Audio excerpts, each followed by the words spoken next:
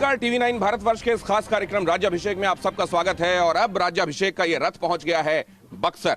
गुरुगृह गए पढ़न रघुराई, अल्पकाल विद्या सब पाई। गुरु विश्वामित्र जी का आश्रम यहीं था, यहीं पहुंचे थे भगवान श्री राम और लक्ष्मण विद्यार्जन के लिए। और यहाँ पर आज उस समय के निशान तो कम मिलते हैं, लेकिन कई मंदिर हैं जो आज भी उस समय की याद दिलाते हैं, जिनमें से एक ये है नवलखा मंदिर।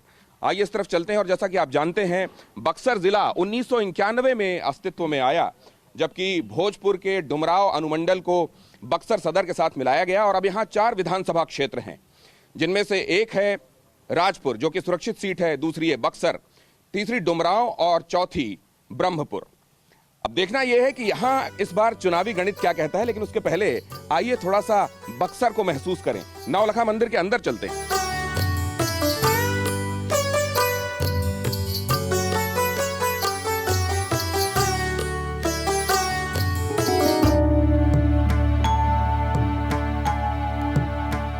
तो भगवान की पूजा पाठ में लगे हुए लोग, आध्यात्म से जुड़े हुए लोग, धर्म से जुड़े हुए लोग क्या चुनाव की बयार भी देख रहे हैं? क्या उनकी दिलचस्पी इसमें भी है? चुनावी मौसम है। स्वामी जी, जरा ये भी समझना चाहता हूं कि आप लोग इन सब चीजों में कितनी दिलचस्पी रखते हैं या नहीं रखते हैं? क्या आप देख रहे हैं क्या कुछ घट रहा है बिहार में, क्या कुछ चल रहा है, क्या समीकरण बन रहे हैं, बिगड़ रहे हैं? चुनाव में किधर की हवा बह रही है? चुनाव में तो हवा यही चल रहा है, कांग्रेस में और बीजेपी में लड़ाई चल रही है। और दोनों में कौन निकलेगा ये तो परमात्मा ही बता सकते हैं किसका भाग का उदय होगा। और हमारे बिहार राज्य तो शुरू से हम लोग यही सुनते आ रहे हैं कि पिछड़ा हुआ है, पिछड़ा हुआ है, इसका विकास नहीं हो रहा है और ना आज भी हो रहा है। तो अब नवलखा मंदिर से आगे का सफर तय करते हैं। आपको ले चलेंगे वो जगह कहाँ है जहाँ भगवान श्री राम ने ताड़का का वध किया था।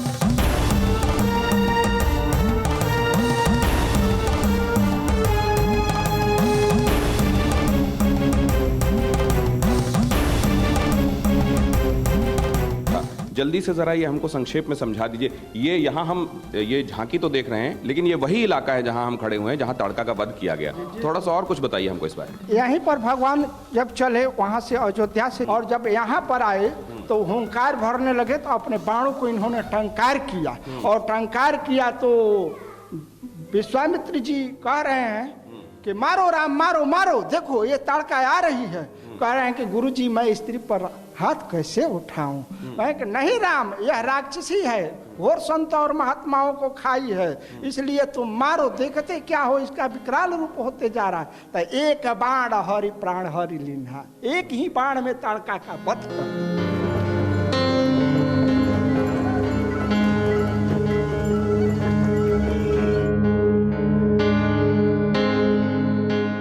समय हम लोग घाट पर मौजूद हैं। यहाँ गंगा उत्तर वाहिनी है, यहाँ गंगा में कर्मनाशा का संगम होता है और यहाँ की असल में लाइफलाइन गंगा कही जाती है। बक्सर में कृषि मुख्य तौर पर यहाँ की आजीविका का साधन है। जाहिर है वहाँ सिंचाई और पेयजल के लिए गंगा जी का ही आशीर्वाद है। और उसके अतिरिक्त यहाँ पर उद्योग धंधे भी इससे जुड़े हुए हैं। मसलन यहाँ पर जंगल से जुड़े हुए लकड़ी का काम होता है, चमड़े का काम होता है, इस तरह के छोटे मोटे यहाँ पर उद्योग भी हैं। लेकिन मुख्य रूप से कृषि यहाँ के जीवन का आधार है और गंगा उस आधार को आधार देती है। अब यहाँ राम रेखा घाट पर मौजूद लोगों से भी जरा चुनावी बयार के बारे में समझ लेते हैं। विचारधारा अलग अलग है। हम लोग अपना अपने अपने दल के साथ और अपने अपने पार्टी के साथ लोग रहते हैं, लेकिन शाम में एक आप देखिएगा बक्सर का सबसे बड़ा खूबसूरती है कि एक दुकान पर बैठ के हम लिट्टी चोखा खा सकते हैं, समोसा खा सकते हैं। चुनाव में वोट भी देने जाएंगे ना आप? बिल्कुल जाएंगे। तो मन भी बना लिया होगा अब तो आपने? अंदर से तो 100% नहीं, लेकिन 50% तो मन बना ही चुके हैं। कैसा विकास काम देखा है आपने अलग अलग सरकारों के समय? विकास काम देखा अलग अलग सरकारों के समय, लेकिन जो मतलब अभी 10 साल से जो विकास हुआ है नीतीश के सरकार में, हमारे बीजेपी का जो भी के सब मिलीजुली जो संगठन है, इसमें पहले की अपेक्षा बहुत ज़्यादा हुआ है, इसमें कोई शक नहीं है। बस ये है कि कुछ स्तर बीच में रुका हुआ है, उसको आगे बढ़ाने के लिए हम लोग को तत्परता रहना चाहिए। कुछ नेता का भी जोश होना चाहिए, कुछ पब्लिक का भी होश होना चाहिए। काका नईखे और का बा? अब भाई तो मुझे देख नहीं पाए हैं क्या क्या है क्या क्या नहीं है, लेकिन कमी बहुत चीज़ की है। क्या महसूस करते हैं कमी आप? कमी में ये सब रोड गली गुच्ची सब खना हुआ है, हर एक चीज़ खना हुआ है, कोई बन नहीं रहा है, सब छुटा हुआ है, यही कमी है सब। गंगा तव दर्शनात् मुक्ति ही, गंगा जी जिनके दर्शन भर से मुक्ति की बात की जाती है, क्या वोटर्स को भी उनके सतत चले आ रहे मुद्दों से, परेशानियों से मुक्ति मिलेगी?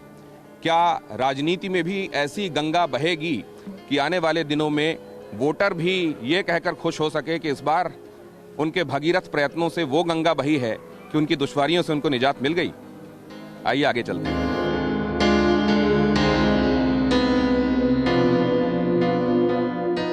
बाबा, चुनाव में क्या मुद्दे हैं इस बार? चुनाव में मुद्दा यही है कि जो सरकार बने सही ढंग से काम करे, जनता को ध्यान रखे। तो अभी तक जो सरकारें बनी हैं वो जनता का ध्यान रखती आई है ना? आई तो है, लेकिन कुल मिला के बेरोजगारी ज़्यादा है। बेरोजगारी बहुत बढ़ गई है जी। तो इस बार चुनाव का मुख्य मुद्दा क्या है? रोजगार, बच्चों के 2 साल से न भर्ती हो रहा है, न बच्चों को रोजगार मिल रहा है, पढ़कर इधर उधर घूम रहा है सब। ये शंख कौन सा रखा हुआ आपने? ये विशेष शंख दिखाई दे रहा है। ये बहुरूपी शंख है। बहुरूपी शंख है ये? हाँ, बहुमुखी। अच्छा, बहुमुखी बहुमुखी जी। अच्छा, दहिनावर्ती है ये, दहिनावर्ती शंख है जी। तो इसमें एक शंख का घोष हो जाए जरा।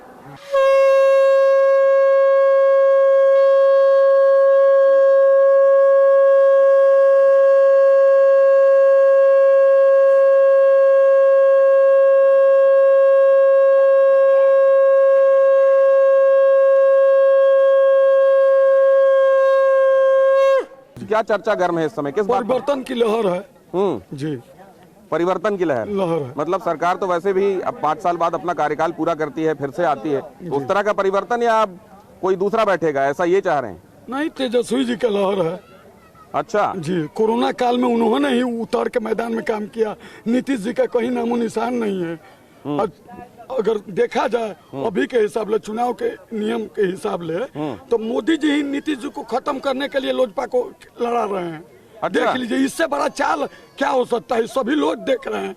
सभी लोग, इतने बुड़बक बिहार की जनता नहीं है जितना बिहार की जनता को बुड़बक बनाया जा रहा है। अच्छा, वो बता देंगे। दल वाले लोग तो बात करेंगे। तो यहाँ पे जो आप जाते हैं 300 घर, आप दल वाले नहीं है क्या? आप तो दल वाले हैं तो काहे नहीं? आप सर्वे, आप तो दल है, दल से तो क्यों नहीं कीजिएगा? आप दल से तो साल भर पहले भाजपा के प्रत्याशी प्रदीप दुबे जी से जब मीडिया वाले सवाल किए तो बोले कि हम आम जनता है, जबकि भाजपा के प्रत्याशी रह चुके हैं ऐसे लोग। ये है भाजपा के आम जनता। सबसे बड़ा चीज कोरोना काल बता रहे हैं, इनको तो सब चीज नोटंकी लग रहा है।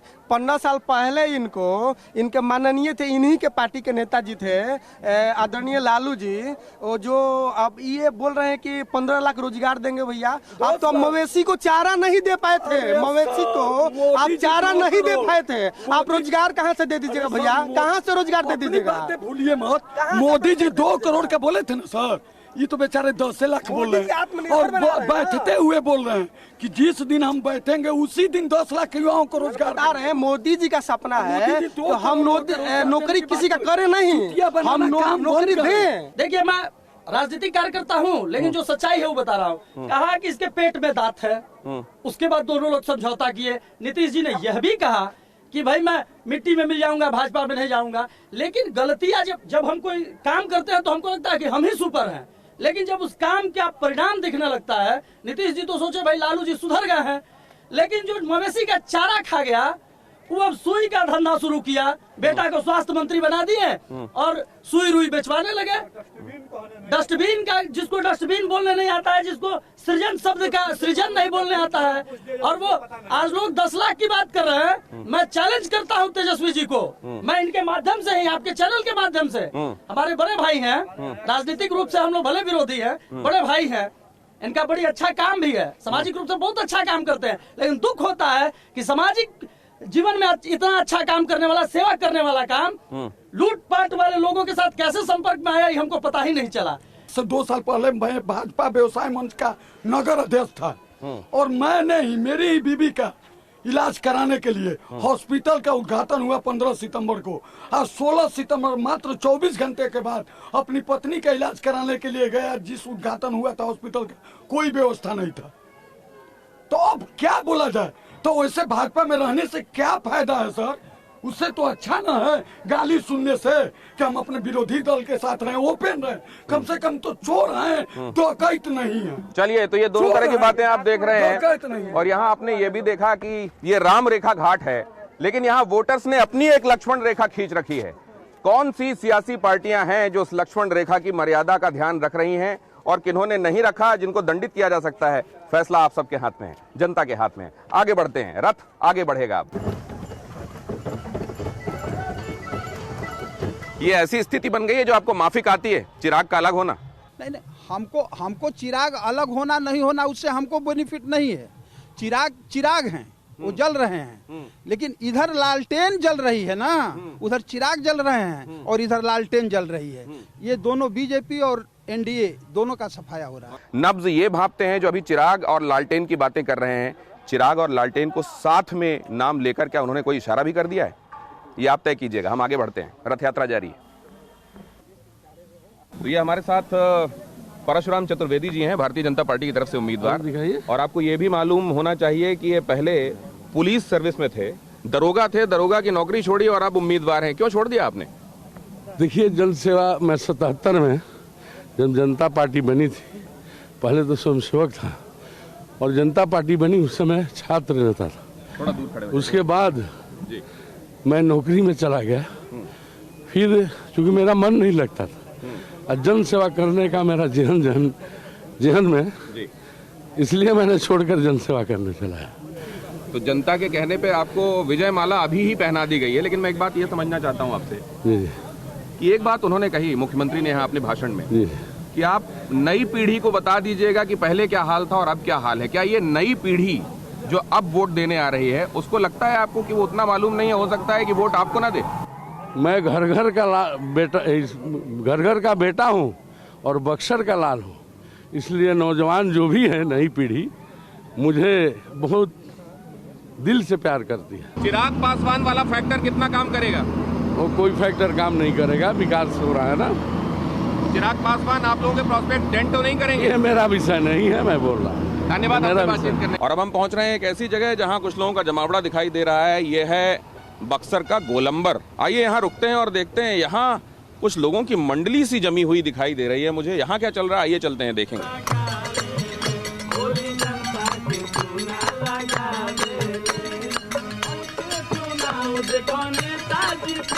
क्या बात है।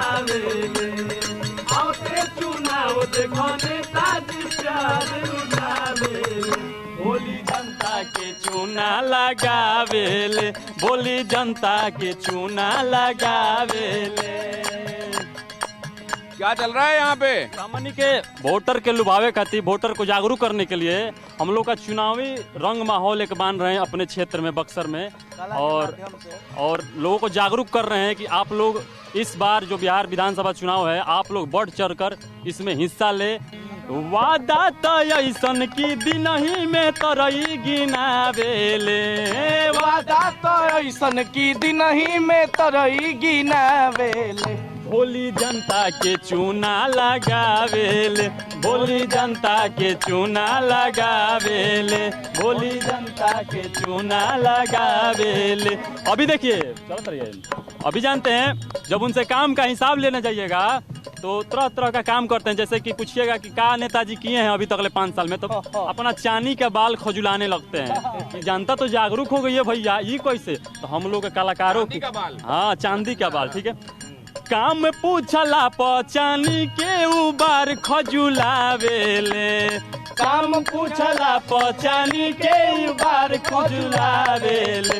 अरे काम पूछला पहेली बुझावल बुझावेले, काम पूछला फिक्र आपकी, सोमवार से शुक्रवार रात 9 बजे सिर्फ TV9 भारतवर्ष पर।